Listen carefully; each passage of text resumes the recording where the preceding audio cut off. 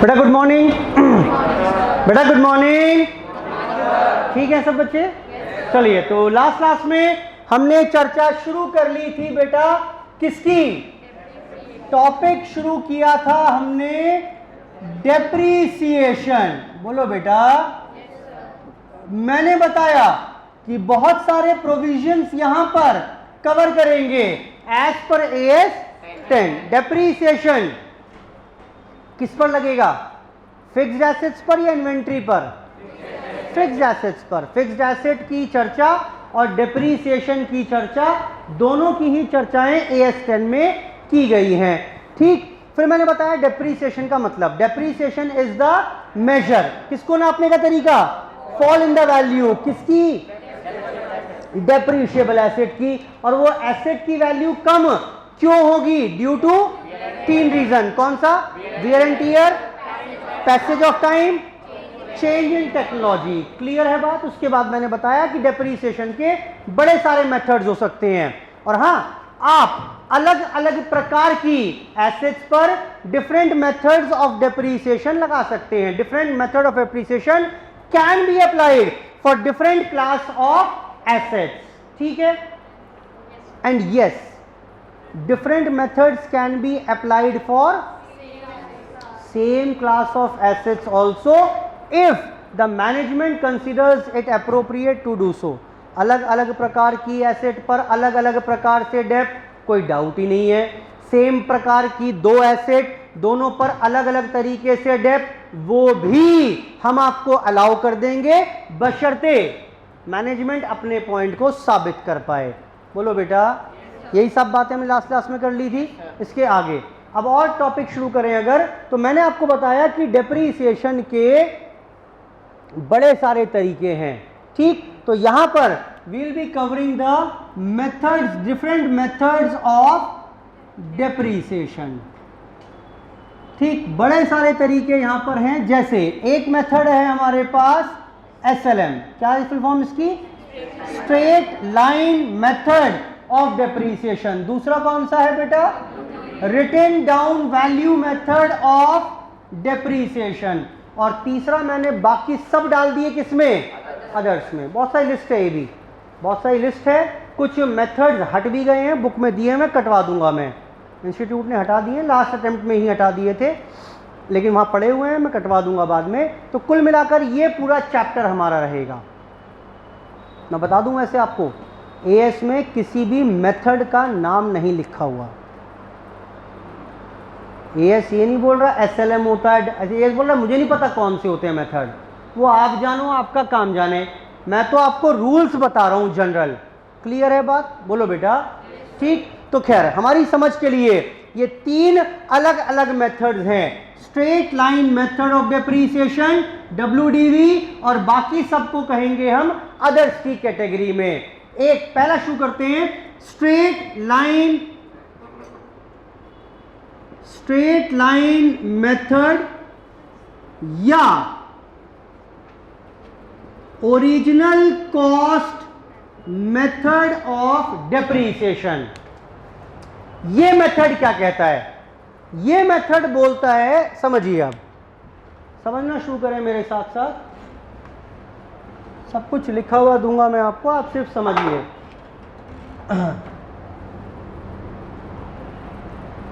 आपने एक asset purchase की आज 1 लाख में। ठीक, आपने एक एसेट परचेज की आज 1 लाख में, उसकी कॉस्ट 1 लाख रुपए थी। इस एसेट की लाइफ मैं बता रहा हूं 5 साल। ये 5 साल चलेगी, ये 5 साल चलेगी।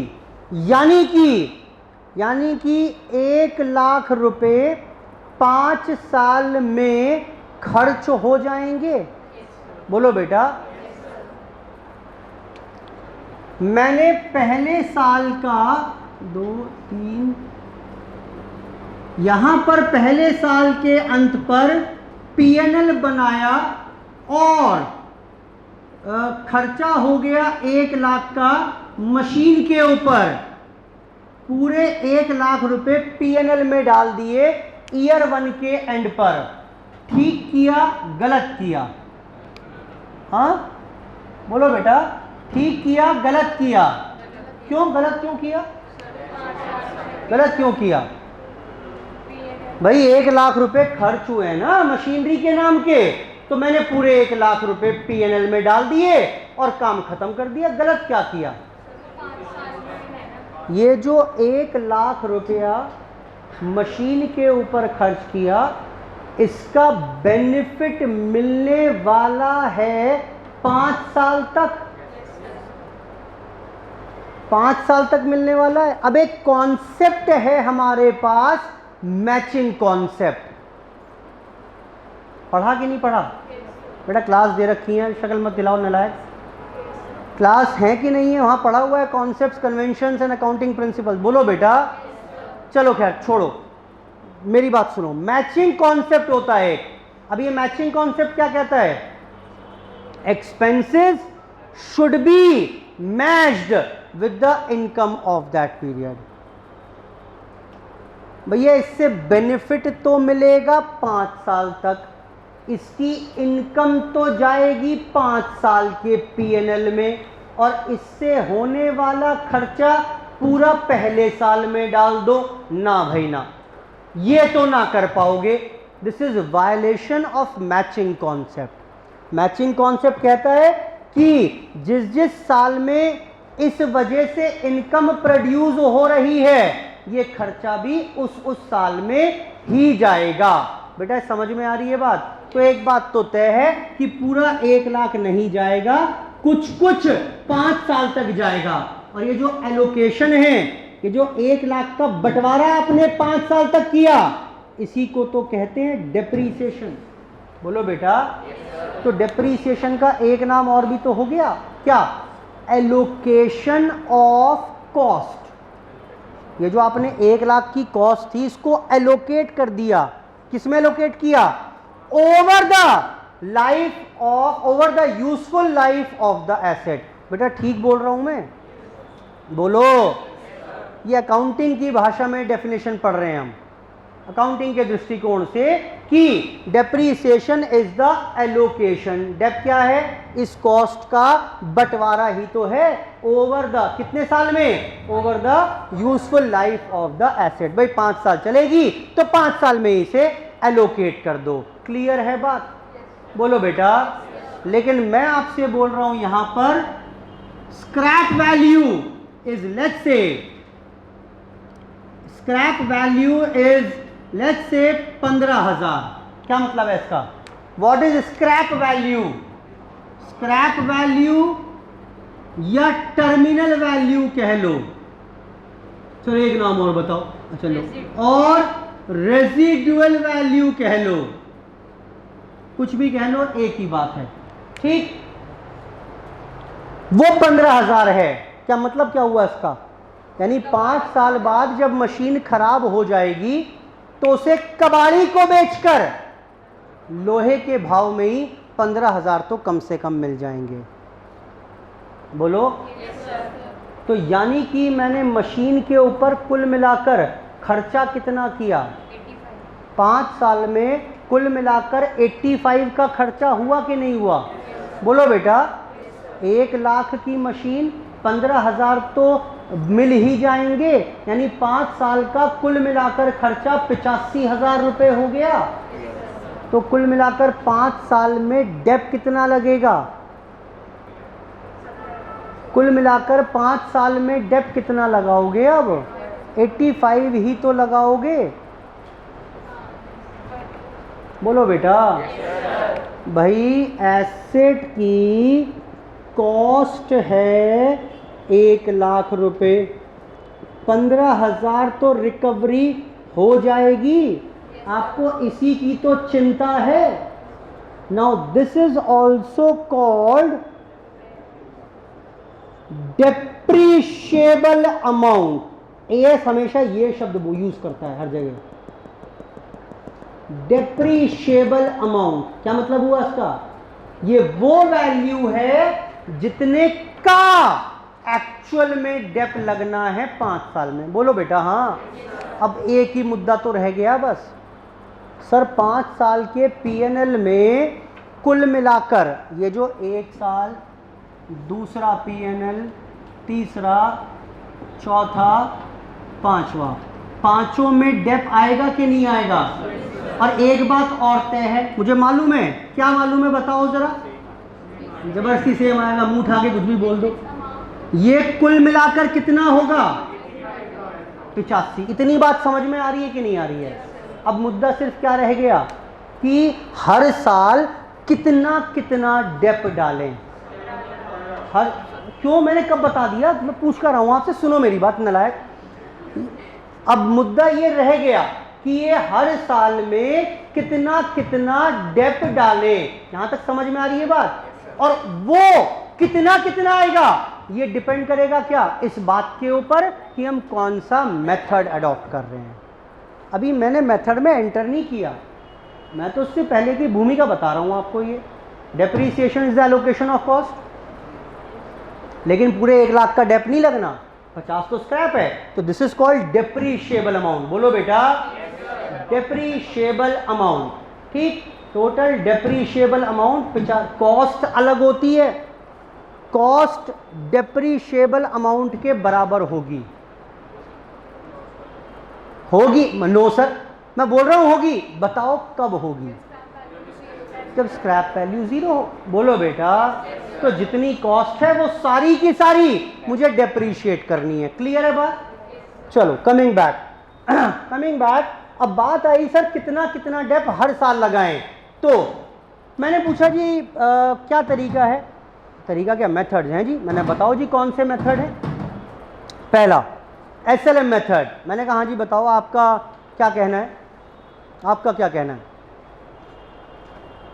देखो ये मेथड्स क्या होते हैं, मेथड्स क्या हैं? मेथड्स का मतलब होता है हर डेप्रीसिएशन, आपको कोई भी काम करना है, उसके पीछे कोई भी वैल्यूएशन करनी है किसी चीज़ की, उसके पीछे आपका एक थॉट प्रोसेस होता है, आपकी एक सोच होती है। सही गलत वो बात नहीं कर रहा मैं। और वही एक सोच, वही एक डिफरेंट सोच एक मेथड को जन्म देगी। जैसे जैसे मैं आपसे बोलूं बेटा ये ना मेरे पास मोबाइल फ़ोन है, ठीक, मैंने मोबाइल फ़ोन लिया था कोई 3-1 महीने पहले, 3-4 महीने पहले, और मैं इसे आज बेचना चाहता हूं। ठीक, मैं इसे आज बेचना चाहता हूं। सर कितने का लिया था? बेटा कोई 25-1 हज़ार रुपये का लिया था शायद, और अब मैं इसे बेचना चाहता हूं। कोई लेना चाहता है आप में से? और लेना चाहता है तो बेटा बताओ कितने में खरीद लोगे? मैं सवाल पूछ रहा हूं आपसे। ऑफर है, इनविटेशन, और बिल्कुल ओपन ऑफर है। बताओ बेटा, ये रहा ओप्पो का फ़ोन है, ठीक ठाक फ़ोन है, बताओ बेटा खरीदोगे इसे? बोली लगाओ। नहीं, मैं कुछ सिखाने वाला हूं आपको। बोली लगाओ बेटा, बताओ कितने में खरीद लोगे? 15,000, 500 रुपये, हाँ 20,000, हाँ 10,000, और बेटा 18,000। आप समझ रहे हो एक बात? एक बात समझो कि हर कोई बच्चा अलग अलग भाव बता रहा है, और ना उसके पीछे, अभी तो थोड़ा मजाक के मूड में हैं आप, अभी जो ना बिड लगाने से पहले अगर कुछ टोकन अमाउंट रखवा लेता तो सब फिर सोच समझ के बोलते, और है ना, और मैं बोलता भैया अगर बिड लगा दी और पास हो गई तो लेना पड़ेगा आपको, वरना आपका फोरफीट हो जाएगा अमाउंट। अभी तो मज़े में कोई बात नहीं, बोल दो। लेकिन समझो एक बात, आपने जो भी इसका वैल्यूएशन किया उसके पीछे कुछ ना कुछ सोच थी। एक बच्चा 15,000, भाई 25,000 का फ़ोन है, उसके दिमाग में वैल्यूएशन क्या रही होगी? 25 का फ़ोन सर ने लिया, 3-4 महीने हो भी गए, चलो ठीक है 10,000 कम कर देते हैं, ठीक ठाक फ़ोन मिल जाएगा, 15,000 में बुराई नहीं है। उसका अपना वैल्यूएशन का तरीका, अपनी सोच। जिसने एक अलग वैल्यूएशन दिया, एक दूसरा बच्चा, मुझे ज़रूरत ही नहीं है फ़ोन की, मेरे पास तो है। लेकिन हाँ, घर में बच्चे हैं, वो सारा दिन मेरा फ़ोन छेड़ते रहते हैं, बार बार पासवर्ड मांगते हैं, भैया पासवर्ड दे दो, वो देना नहीं होता मुझे। तो चलो ठीक है, 500 में मिल जाएगा, ठीक है, बच्चों को दे दूंगा, वीडियो गेम खेलते रहेंगे, इस पर गेम खेलते रहेंगे, कार्टून देखते रहेंगे। अब समझ रहे हो, उसकी अपनी वैल्यूएशन है, नालायक घोषित मत करो उसे, वो है, वो अलग बात है। लेकिन उसके पीछे एक अपनी सोच है। बेटा बोलो, समझ में आ रही है बात की नहीं आ रही? सोचो ना, जायज़ सोच है भाई, मुझे ज़रूरत ही नहीं है फ़ोन की, लेकिन हाँ 500 में मिल जाएगा तो पड़ा रहेगा घर में, बच्चे खेलते रहेंगे। ठीक है कि नहीं है? बोलो बेटा। एक और भी है, मान लेते हैं। बोलो सर 1 लाख। मैंने 1 लाख? हाँ सर। क्यों भाई? सर ये आपका फ़ोन है, आपका। आप समझ रहे हो एंटीक्स क्या होते हैं, उनकी वैल्यूएशन कैसे, आप समझ रहे हैं बात की नहीं समझ रहे हैं? सर ये आपका आपने यूज़ किया है सर, 1 लाख रुपए दे दूंगा मैं इसके। तो यानी सबके पीछे अलग अलग एक थॉट प्रोसेस काम कर रही है। बोलो बेटा। तो जब भी, आज के बाद जब भी किसी भी चैप्टर में कहीं भी मेथड्स की बात हो, तो ये बात तो समझ जाना, ये बात समझ जाना कि अगर 4 मेथड हैं, 5 मेथड हैं, 10 मेथड हैं, तो 10 के पीछे अलग अलग सोच काम कर रही होगी, और आपको वो सोच जरूर पता होनी चाहिए। मैं इतनी भूमिका बांध रहा हूं, एसएलएम का एक फॉर्मूला होता है छोटा सा, बस लिखवा दूंगा, काम खत्म हो जाएगा। लेकिन खाली उससे ना, जिस लेवल पर हम हैं, पर्याप्त बात बनेगी नहीं, है ना? तो इट इज़ ऑलवेज बेटर कि आपके पास ग्रूमिंग भी होनी चाहिए, आपको समझ आना चाहिए। अगर एक वर्ड पढ़ रहे हैं, उसके आसपास की सब चीज़ें भी, कई बार वो एग्जाम के लिए बहुत रेलिवेंट होती भी हैं और कई बार सिर्फ नॉलेज के लिए इंपॉर्टेंट है। खैर, एसएलएम तो ऐसे ही, जब एसएलएम मेथड बना तो इसने क्या कहा, एक सोच थी, थॉट प्रोसेस, क्या कि भाई एसेट जो है 1 लाख की थी, 15,000 स्क्रैप है, 85 बच जाएंगे। और हमारा ऐसा मानना है कि asset is used evenly through out it's life. Asset से मिलने वाले बेनिफिट, एसेट को यूज हम हर साल बराबर बराबर करेंगे। और जब एसेट को आप हर साल बराबर बराबर यूज करोगे, तो एसेट के नाम का जो खर्चा है, ये भी तो हर साल बराबर बराबर जाएगा। बोलो हाँ, क्लियर है? बोलो बेटा। एसएलएम मेथड क्या कहता है? This method assumes that the benefit from the asset remains constant through out it's life. पूरी लाइफ में एसेट से मिलने वाले बेनिफिट हमेशा बराबर रहेंगे, और जब बराबर रहेंगे तो एसेट के ऊपर होने वाला खर्चा भी 5 साल में, यानी लाइफ में बराबर बराबर जाना चाहिए। क्लियर है? तो जरा बताना, एसएलएम मेथड डिप्रीसिएशन कितना लगवाएगा हर साल? 85,000 डिवाइड बाय 5, 17,000। आई होप समझ में आ गई होगी। फॉर्मूला बना लेंगे, यहां से फॉर्मूला हो जाएगा depreciable amount divide by useful life. और डेप्रीशिएबल अमाउंट कैसे आती है? Cost minus scrap. क्लियर है बात? बोलो बेटा। तो हर साल के पीएनएल में यानी 17,000 रुपए चले जाएंगे। अब ये मेथड कहकर निकल गया, एसएलएम मेथड, कि benefit from the machine, from the asset remains constant through out it's life. अब एक दूसरा व्यक्ति आ गया, बोला क्या बकवास बात कर रहे हो, ऐसे छोड़ना होता है, ऐसे छोड़ना होता है। आपने कोई एसेट खरीदी आज, क्या वो 5 साल बराबर बराबर बेनिफिट देगी आपको? भैया आपने नई एसेट खरीदी है, नई नवेली है बिल्कुल, ये आज ये थोड़ा ज़्यादा चलेगी, ज़्यादा बेनिफिट मिलेंगे, फिर कुछ कम होंगे, फिर कुछ और कम होंगे, फिर कुछ और कम होंगे, ऐसा हो भाई? प्रैक्टिकली तो ऐसे ही होगा ना। The benefit from the asset goes on reducing in the subsequent years. किसने कहा ये? किसी और ने कहा।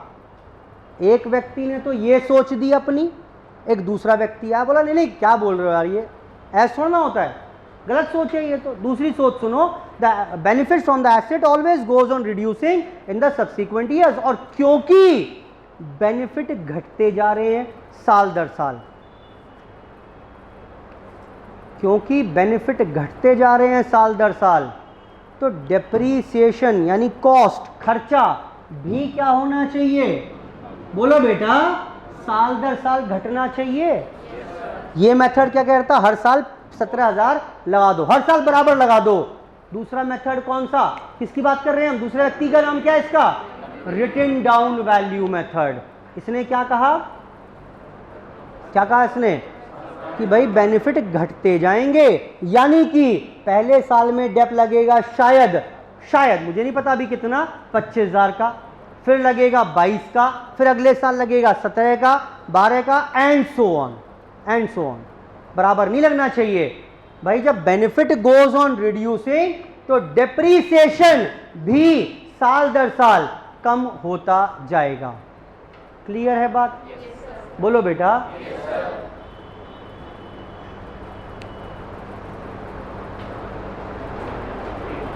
रिपेयर्स मेंटेनेंस, अब समझ में आएंगी चीज़ें। अगर ये मैं नहीं समझाता ना, इतनी देर लगाता, तो अब जो समझाने वाला हूँ वो समझ में नहीं आता। अगर मैं सीधा फॉर्मूले पर चला जाता तो अब जो बातें बताने वाला हूँ इसके बाद उसमें दिक्कत आती। अब सुनो, रिपेयर्स मेंटेनेंस क्या होता है? ये भाई रोज़मर्रा की 5 साल काम कराओगे, मरम्मत वगैरह करनी पड़ेगी ना इसकी। The expenses of repairs and maintenance, वो साल दर साल कम होते जाएंगे या बढ़ते जाएंगे? बढ़ते जाएंगे। ये तो अनडिस्प्यूटेड फैक्ट है। पहले साल में बाइक लिया आपने, क्या रिपेयर मेंटेनेंस? कुछ भी नहीं है। अगले साल में कुछ ज़्यादा, तीसरे साल में और ज़्यादा, and so on. The expenses of repairs maintenance on an asset continuously goes on increasing.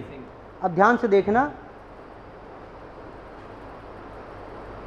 Combined burden of depreciation and repairs maintenance taken together remains constant in which method?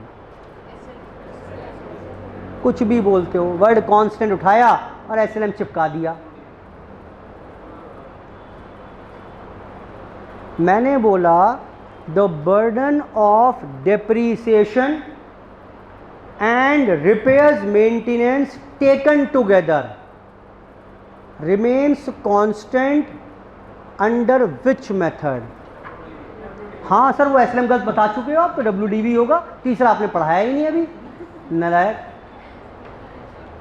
ये समझो, डेप्रीसिएशन, यहां पर अगर हम बात करें अंडर एसएलएम मेथड, क्या रहेगा? सेम रहेगा। रिपेयर्स मेंटेनेंस इंक्रीज होते जाएंगे। बेटा बोल ही नहीं रहा कोई। तो नेट इफेक्ट क्या रहेगा? Increase in expenses. बेटा पीएनएल विजुलाइज करो, हर साल पीएनएल में डेप के 17 पड़े हुए हैं। पीएनएल में रिपेयर्स मेंटेनेंस के पहले 5 थे, फिर 8 हो गए, फिर 12 हो गए, फिर 18 हो गए। दिख रहा है कि नहीं दिख रहा है आपको? बोलो बेटा। तो the net effect of depreciation and repairs maintenance taken together under SLM method will goes on increasing.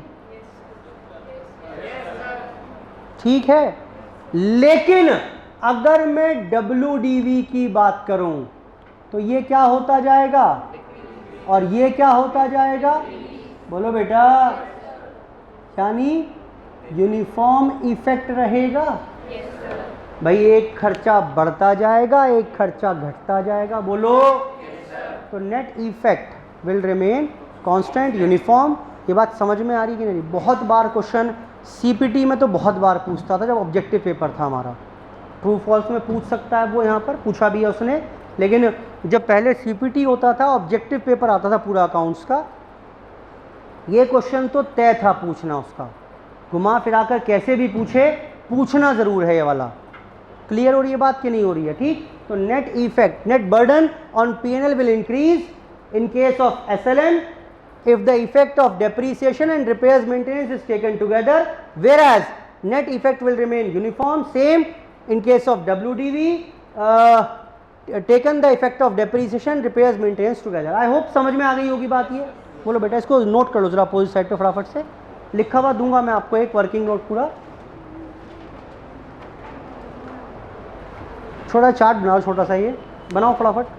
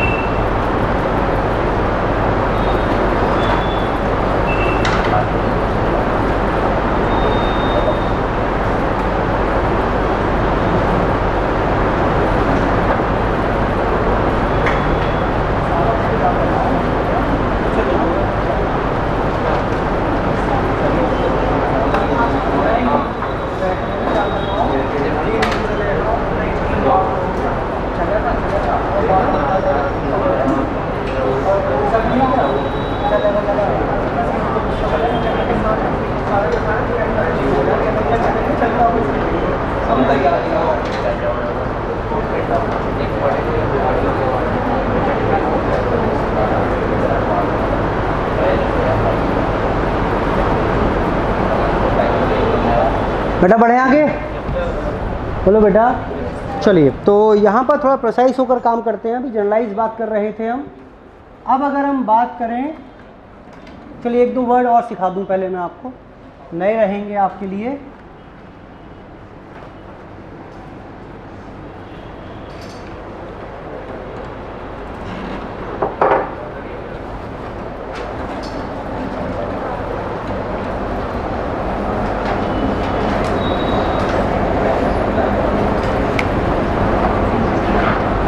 Asset की कॉस्ट 1 लाख थी, स्क्रैप वैल्यू वॉज 20,000। क्या नाम क्या दूँ से? इसको हम पहले नेट अमाउंट बोलते थे, हम नेट अमाउंट नहीं बोलेंगे अब, है ना, हम ज़्यादा खूबसूरत नाम देंगे इसका। बताओ बेटा क्या नाम दिया? डेप्रीशिएबल अमाउंट, ठीक है।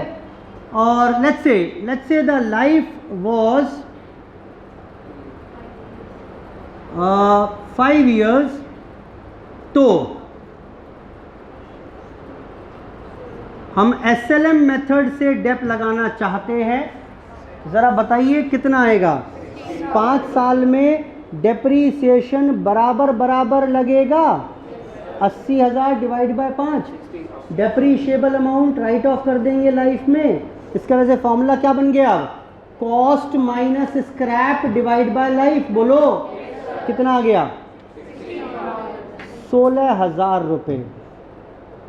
यहीं से चाहें तो डेप्रीसिएशन का रेट निकल जाएगा, depreciation per annum divide by cost into 100, यानी 16,000 डिवाइड बाय इनटू 100, यानी आपको हर साल 16% का डेप लगाना है।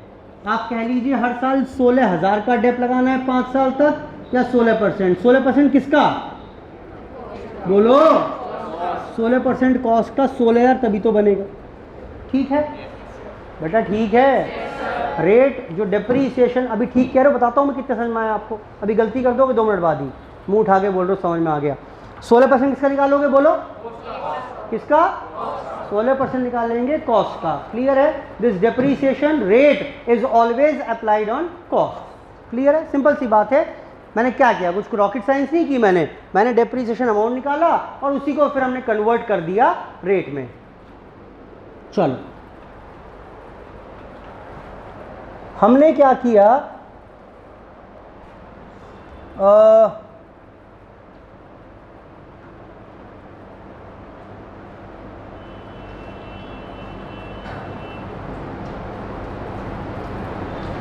डेप कितना बैठेगा फॉर 2 years? बेटा कितना बैठेगा? 32,000 लग गया डेप। 2 साल डेप लगाते गए, 32,000 का डेप लग गया। 2 साल का डेप है 32,000। कुल मिलाकर डेप्रीशिएबल अमाउंट कितना था? बोलो 80,000 था कि नहीं था? This is called depreciable amount. इसमें से this is called amortised depreciable amount. Hindi करके बताओ। इतने का डेप लगना था, उसमें से इतने का डेप लग चुका है। And what is unamortized depreciable amount, and that would be equal to 80,000 minus 32,000 यानी 48। मेरी दिलचस्पी इन शब्दों को लेकर है। क्लियर है बात भाई? कुल मिलाकर डेप्रीशिएबल अमाउंट, कुल मिलाकर कितना डेप लगना था, डेप्रीशिएबल अमाउंट कितना लग गया, कितना लग गया अमोर्टाइज, अमोर्टाइज मतलब राइट ऑफ कर देना, और कितना लगना बाकी है अनअमोर्टाइज डेप्रीशिएबल अमाउंट। क्लियर है बात? ये बोलो।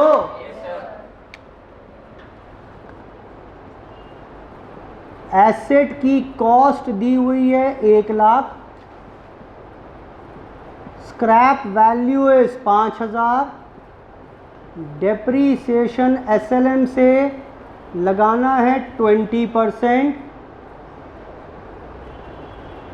Calculate Depp. डेप रहेगा अंडर एसएलएम मेथड बराबर बराबर 20%, कुल मिलाकर 1 लाख माइनस 5,000। बताओ कितना बैठा ये? कितना कितना बैठा बेटा? ये पढ़ा हुआ बेटा, मत बोलो आगे। हाँ जी, कितना हुआ ये? अमाउंट बता दो बेटा कितना आ रहा है? 19,000। आई होप बात समझ में आती है ये। बोलो बेटा। ठीक है बेटा, कोई दिक्कत तो नहीं है? गलत है ये? बोलते क्यों नहीं हो? मेरा तो काम है गुमराह करने का, और आपका काम क्या है? कॉन्सेप्ट पर स्टिक रहने का। सोच क्यों रहे हो भाई? और गलत बोल दोगे कोई फांसी समझ लग जाएगी। यहाँ पर आपके दिमाग में संशयता दिख रहा है शक्ल पे मुझे, लेकिन इंतजार किस बात का? इंतजार किस बात? जब मैं बोल रहा हूँ, आपने अभी बोला हाँ हाँ सर 16 समझ में आगे बढ़ो, आगे समझ में 16% 1 लाख पे लगाएंगे। अरे जब यहां लगाएंगे 1 लाख पर, तो ये परसेंटेज फिर ये 1 लाख पर क्यों नहीं लगेगी, 95 पर क्यों लगेगी? यानी if depreciation rate is given, that is always applied on cost. Scrap value should not be considered. Rather, I must say, scrap value is already been considered while calculating the dep rate. आपको समझ में आ रहा है? असल में भाई साहब Depp rate निकालते हुए 16,000, 16 निकालते हुए 80, 80 निकालते हुए 20, स्क्रैप तो कंसीडर हो चुकी है। दोबारा क्यों कर रहे? आई थिंक ये कंपैरेटिव एनालिसिस सारी बात समझा देगी। मैंने जान के रब नहीं किया इसलिए ये। बोलो बेटा। yes, जब आपको रेट दिया हुआ है तो अब स्क्रैप बीच में क्यों लेकर आ रहे हो? मतलब वो स्क्रैप इररिलेवेंट नहीं हुई, स्क्रैप के मायने हैं, लेकिन वो स्क्रैप का इफेक्ट आप रेट निकालते हुए ऑलरेडी ले चुके हो। बेटा क्लियर है बात? yes, बोलो। yes, चलिए। So if the depreciation rate is given, कितना हुआ ये, if the depreciation rate is given then scrap value should not be considered because it has already been considered for calculating the rate. I hope ये बात भी समझ में आती है. ठीक, दो तीन बात बताई नहीं, एक तो concept, word, terminology, unamortized depreciable, amortized depreciable, और उसके बाद हमने बात कर ली है ये वाले कॉन्सेप्ट की. एग्जाम्पल को कॉपी करिए बुक में अपोजिट साइड पर, इसको लिखकर ऐसे ही काट लीजिएगा, है ना, याद रहेगा हम क्या सीखना चाह रहे हैं. लिखो वहीं पर अपोजिट साइड पर.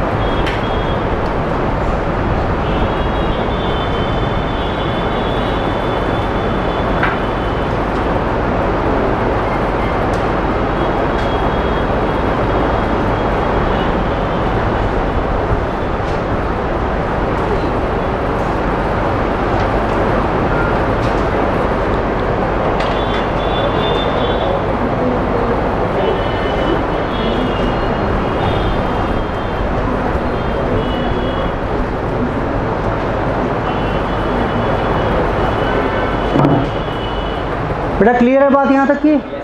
एग्जाम्पल नोट कर लिया? चलिए मैं आपको ना जितनी बातें बताई हैं वो एक असाइनमेंट और तैयार किया है मैंने आपके लिए, जस्ट टू सेव टाइम. मैं लिखवा रहा था क्लास में वरना पहले ये मैंने सारे 5-6 पेज का असाइनमेंट तैयार किया है जिसमें ये सारी बातें जो बता रहा हूँ ना आपको लिख दी हैं. मिलेगा, कल मिल जाएगा आपको असाइनमेंट, ये एक्स्ट्रा कल मिल जाएगा, है ना. तो इसलिए मैं लिखवा नहीं रहा जिससे टाइम बचे हमारा थोड़ा सा. यहाँ पर ये सब बात आपको लिखी हुई यहाँ पर मिल जाएंगी.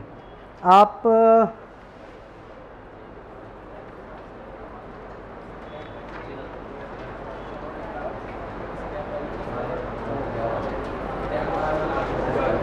चलिए ये बात थी हमारे पास थोड़ी सी एसएलएम की. यहाँ पर कमिंग ऑन टू डब्ल्यूडीवी. तो डब्ल्यूडीवी मेथड के पीछे अजम्पशन क्या है बेटा? What is the assumption behind WDV method? Written down value method या रिड्यूसिंग वैल्यू मेथड? क्या अजम्पशन है इसके पीछे? That the benefits from the asset goes on reducing, decreasing in the subsequent years, घटते जाएंगे. और यहां पर ये मेथड बोलता है कि आपको अगर डेप्रीसिएशन अमाउंट निकालना सिखाऊं या रेट निकालना सिखाऊं?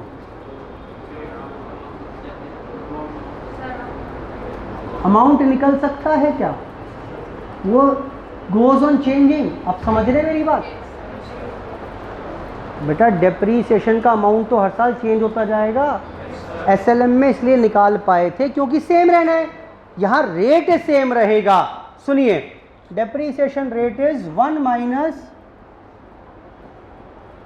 nth root of scrap upon cost. ये फॉर्मूला लगाने के लिए वैसे में लॉग टेबल का इस्तेमाल करना होता है, नहीं इस्तेमाल कराएगा, आपको डेप्रीसिएशन रेट निकाल कर देगा. समझ लो क्या क्या है. कॉस्ट 1 लाख रुपए थी मेरे एग्जाम्पल में, बोलो हाँ. स्क्रैप वैल्यू 10,000 थी, पता है आपको क्या होता है? And N is life, life of the asset. बोलो बेटा. ठीक है, ये मेथड नहीं लगा पाएंगे. कब? If the scrap value is 0 और if the scrap value is not given. देख लो, देख लो, ये सामने लिखा हुआ है.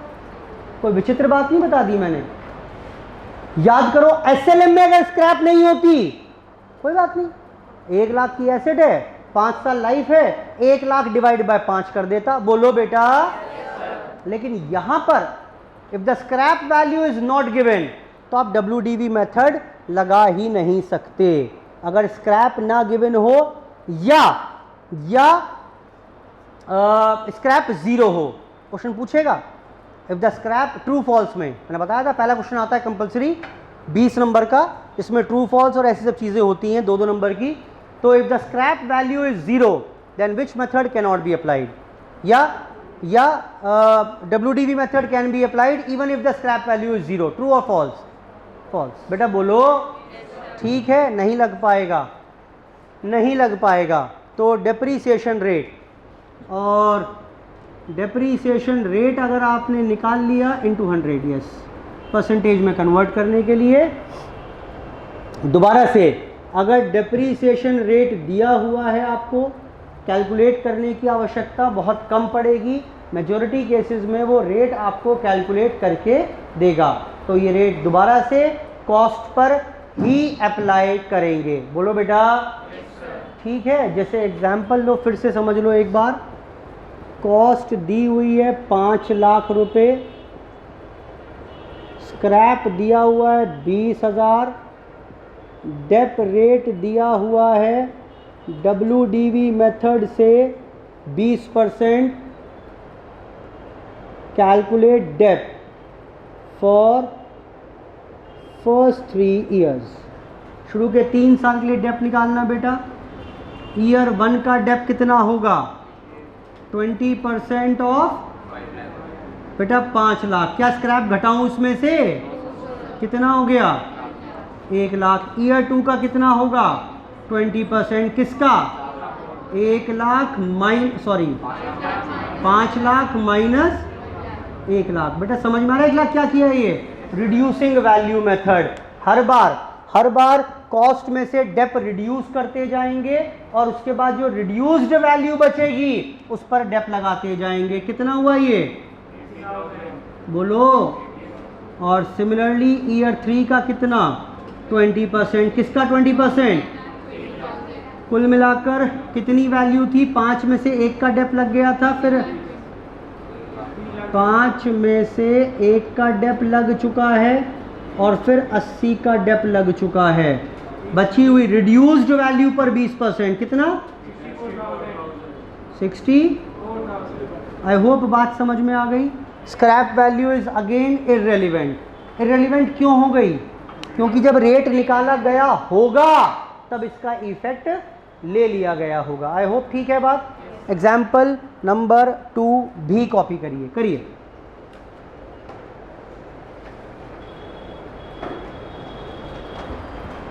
कॉपी।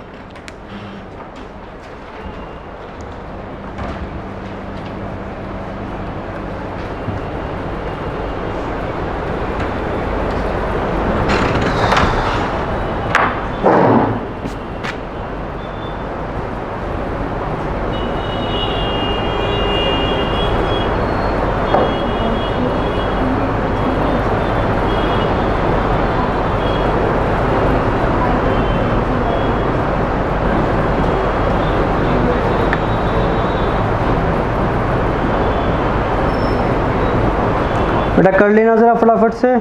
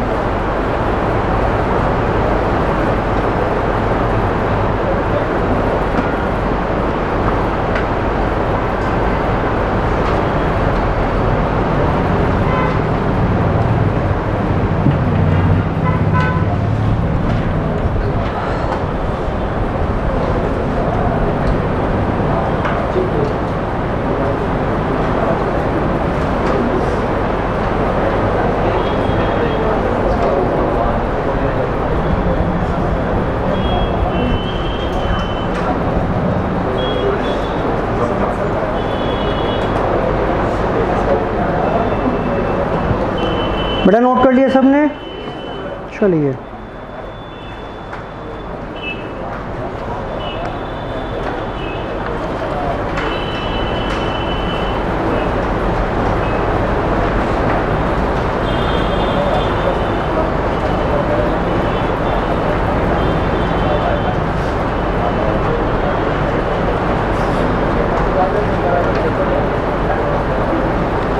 ठीक है, चलिए इतना करें फिर आज, ठीक इतना ही करेंगे। अब क्वेश्चन शुरू करेंगे इसके बाद हम, है ना। तो अकाउंटिंग पार्ट शुरू करेंगे, जो हमारे कॉन्सेप्ट्स थे वो हमने कवर किए, और क्वेश्चन पार्ट शुरू करेंगे नेक्स्ट क्लास में। फाइन, चलिए आज की क्लास यहीं पर समाप्त कर रहे हैं। धन्यवाद, बाय बाय।